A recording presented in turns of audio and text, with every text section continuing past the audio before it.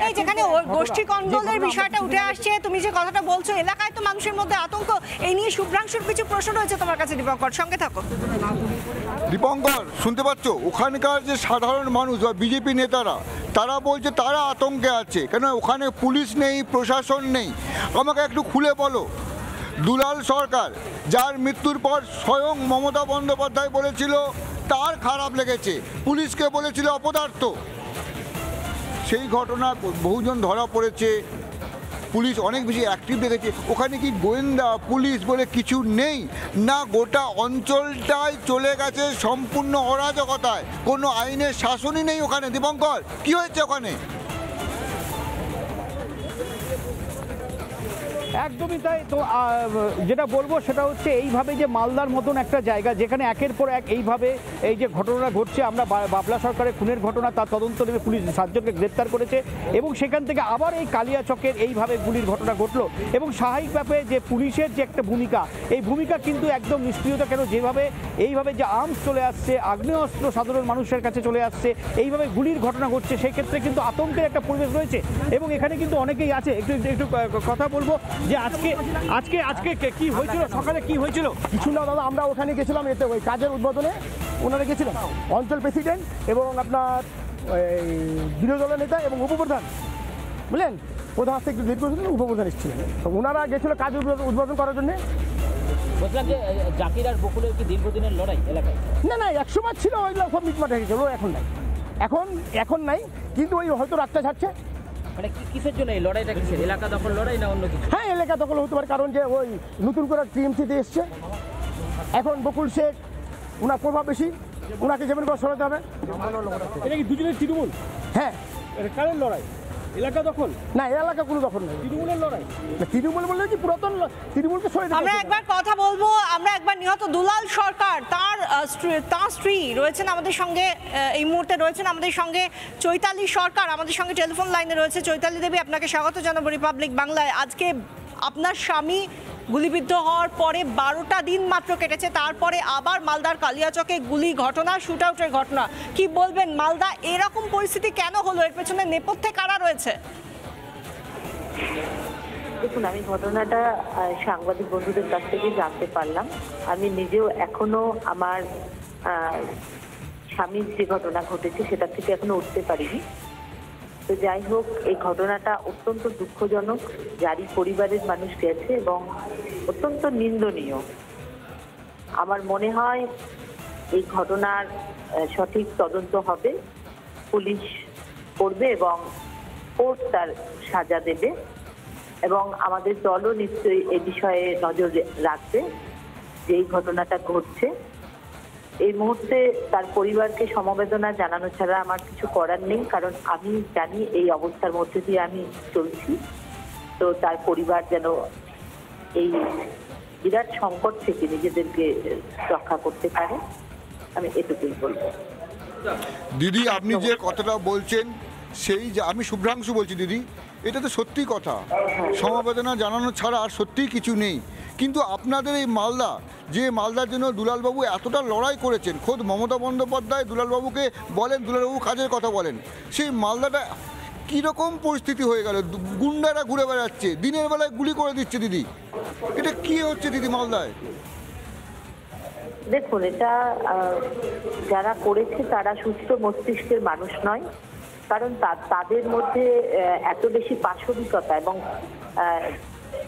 সংকীর্ণ মানসিকতা, যারা ভাবছে কাউকে মেরে দিলেই তারা সবকিছু পেয়ে যাবে, সেই মানসিকতা থেকে এই জিনিসগুলো করছে। আমার মনে হয় তাদের মানসিক অবস্থার পরিবর্তন হওয়া দরকার, এবং পুলিশ প্রশাসন যা ঘটেছে সেটা নিশ্চয়ই নজর রেখে আগামী দিনে যেন না ঘটে সেটা নিশ্চয়ই চেষ্টা করবে। একটা প্রশ্ন আপনার কাছে করতে চাইবো, একদম সরাসরি প্রশ্নটা করছি, এখানে কি কাটমানির অঙ্ক জড়িয়ে রয়েছে বলে আপনার মনে হয়?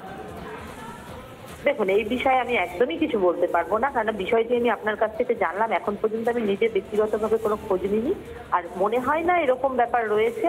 কি আছে সেটা আমার মনে হয় তদন্ত করে আগামী দিনে আপনারা পুলিশের কাছ থেকে জানতে পারবেন। ধন্যবাদ আমাদের সঙ্গে কথা বলার জন্য। চৈতালি সরকার, নিহত দুলাল সরকারের স্ত্রী ছিলেন আমাদের সঙ্গে, এবং যেটা শুভ্রাংশু বলছেন তিনি যে কাটমানির বিষয়টা তিনি আছেন কি নেই এই জায়গাটা কিন্তু সন্দেহের উদ্বেগ তার মধ্যেও রয়েছে। তিনি ভবিষ্যতে তদন্তের যে রিপোর্ট সেদিকের ওপরই ভরসা রাখছেন, সেই কথাটাও আমরা শুনলাম। কিন্তু যেখানে তৃণমূলের অঞ্চল সভাপতি থেকে বড় বড় হেভিওয়েট আঞ্চলিক নেতারা তারাই নিরাপদে নেই, সেখানে সাধারণ মানুষের নিরাপত্তা কোথায় মালদায়? না, সাধারণ মানুষের কোনো নিরাপত্তা নেই। মালদায় সাধারণ মানুষের কোনো নিরাপত্তা নেই, সেটা আমরা এর আগেও যখন কথা বলছিলাম। সাধারণ মানুষ তো যারা বিরোধী দল করে,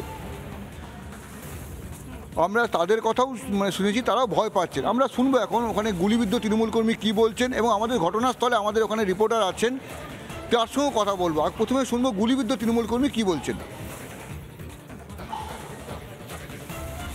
কাজ উদ্বোধন করতে গিয়েছিলাম। হ্যাঁ, একজন দুষ্কৃতী কাজে বাধা দিচ্ছে কংগ্রেস, কিছু টিএমসির লোক সাথে নিয়ে, কিছু লোক ऐसा ওখানে জাকিরের গল্প, জাকিরের ছেলে জাকির, নাসিমুল, 5-6 জন, ওরা অনেকটা ছিল, 5-6 জনকে চিনতে পারি। কি ছিল ওদের হাতে? বন্দুক ছিল? বন্দুক ছিল, লাঠি ছিল, হাসপা ছিল, বন্দুক ছিল। আমরা মামাটি সরকারের কাজ উদ্বোধন করতে গিয়েছিলাম। ওখানে খুব জলের পরিস্থিতি ছিল, ড্রেনে খুব লোকের সমস্যা ছিল, ওখানে খুব লোক। আমরা কথা বলবো এই মুহূর্তে দীপঙ্কর রয়েছেন আমাদের সঙ্গে মালদা থেকে। এই ঘটনার পর তুমি যখন হাসপাতালে যারা রয়েছেন তাদের সঙ্গে কথা বলছিলে, তাদের মুখ থেকে একেবারে সরাসরি কাটমানির অঙ্কের কথা উঠে আসছে, এবং হাসা শেখের সঙ্গে বেশি কাটমানি জড়িত ছিল এমন অভিযোগও উঠে আসছে। ঠিক কি ঘটনা, কেন এই অঙ্কের কথা উঠে আসছে? চৈতালি সরকার, দুলাল সরকারের স্ত্রী, তার সঙ্গে যখন কথা বলছি তিনিও কিন্তু এই বিষয়টা জেনে ফেলতে পারছেন না যে কাটমানি আছে। ঠিক কি চলছে মালদায়?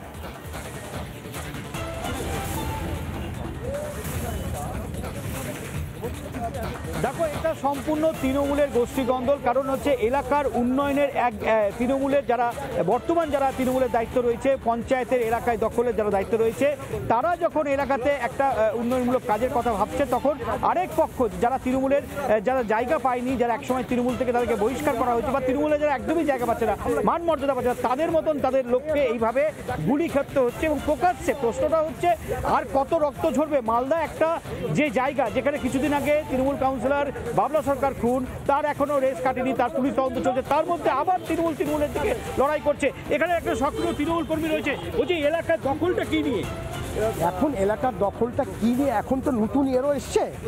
এখন চাইছে যে এই দুজনকে যদি সরিয়ে দিতে পারি আমরা, এদের প্রভাব বেশি, এদের কাছে লোকজন বেশি, এদেরকে যদি সরিয়ে দিতে পারি তো আমাদের সুবিধা হবে। বর্তমানে বকুল সিংহের সঙ্গে লড়াইটা কিসের? বর্তমানে কিছু লড়াই নাই, আমি কিছু লড়াই বলবো আপনার। কি চাচ্ছিল মানে যারা গুলি? ওনারা চাইছিল উন্নয়নের সাথে হয়তো কিছু একটা চেয়েছে, ওরা দিবে না। কাটমানি পয়সা করি না, এটা আমি বলবো না, আমি এটা বলবো না। দেখে শুনি নিতাম কি করে বলবো। আজকে কি হয়েছিল? আজকে ওনারা ওই রাস্তাঘাট উদ্বোধন করে আসছিলেন, আসার পরে ওই পিছন দিকে হামলা করেছে। কারা এরা? এরা জাকির করেছে, নাসিমরা করেছে, এরা নাসিমের লোকজন করেছে। জাকিরটা কি তৃণমূল করতে আগে? না, আগে করতো না, এখন করছে এই মার্চ ডেরেক থেকে। এই জাকিরদা, বকুলদা অঞ্চল সভাপতি টিএমসি, রাজু বিরোধী দল নেতা, প্রাক্তন প্রধান টিএমসি, এবং 2011 সাল থেকে ওই আমিও একটা প্রাক্তন প্রধান টিএমসি। এই যে তৃণমূলের মধ্যে লড়াই হচ্ছে, কি বলবেন? এটা কি বলবো আমরা? এটা বলবো ব্লক প্রেসিডেন্টের নেতৃত্ব হচ্ছে এটা বোধহয়, কারণ যে ওরা হয়তো চাইছে যে আমরা দেখতে পাচ্ছি এখানে মানুষ যারা হাসপাতালে এই মুহূর্তে রয়েছেন, সেখান থেকে তারা ক্ষোভ উগরে দিচ্ছেন যে কেন এত এই রকম একটা অরাজক পরিস্থিতি তৈরি হবে মালদাতে, এবং যে পরিস্থিতি রয়েছে তাতে তারা নিরাপত্তাহীনতায় ভুগছেন। ধন্যবাদ দীপঙ্কর। আমরা একবার শুনিয়ে দেবো আপনাদের সবাইকে, আরও একবার ঝালিয়ে দেওয়ার জন্য, যে মালদায় শুট আউটের ঘটনার পর, গুলিবিদ্ধ হওয়ার পর দুলাল সরকার সেখানকার পরিস্থিতি নিয়ে মুখ্যমন্ত্রী মমতা বন্দ্যোপাধ্যায় তিনি কিভাবে উদ্বেগ প্রকাশ করেছিলেন, শুনুন একবার। ডিএমরা শুনতে পাচ্ছেন? মালদার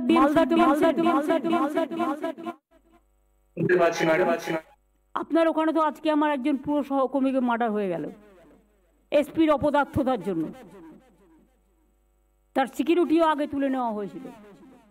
আমি পার্সোনালি চিনতাম, আগেও সে অনেকবার অ্যাটাক করেছে, সে ইলেক্টেড জনপ্রতিনিধিও ছিল।